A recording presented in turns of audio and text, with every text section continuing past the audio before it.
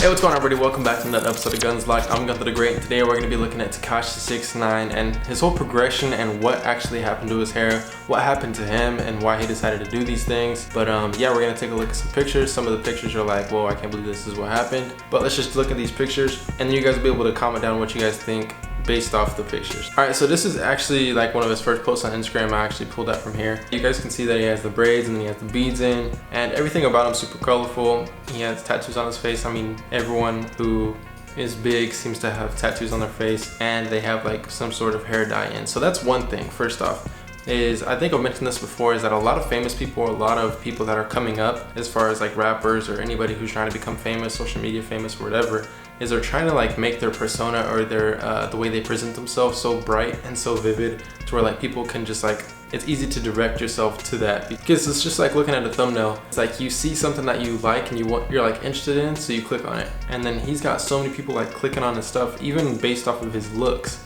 That's just based off his looks, and then what keeps the people there is what the content is, whatever that is. But that's just a little tidbit on how these people are actually gaining attention from their presentation of themselves. But as you guys do see, this is when he used to wear braids all the time, and then he had the beads in.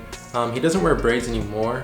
Here's a video recording of him with his hair just like super straightened, and like, I mean, that's just kind of how his hair texture is. It's super straight, and it's really interesting hairstyle. Obviously like really loud, very colorful. And why does he do this? Like I said, I think it's just one of those things that like helps people get their attention towards him. And I'm pretty sure he had that in his mindset, like, all right, let me do this to gain more attention. Now looking right here, you can see that his hair dye is actually coming out, and obviously he has to keep re-dyeing it. The thing about his hair is it's already bleached, so he doesn't have to worry about bleaching it all the time, unless he wants to make sure that the roots are bleached. Then he can go back in and just do touch-ups on the roots.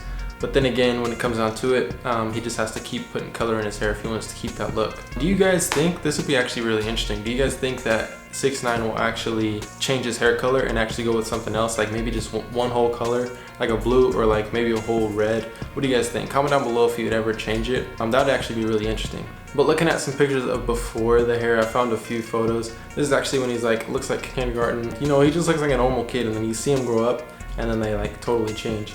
But here's another one. He does have the tattoos in this one, just no face tattoos.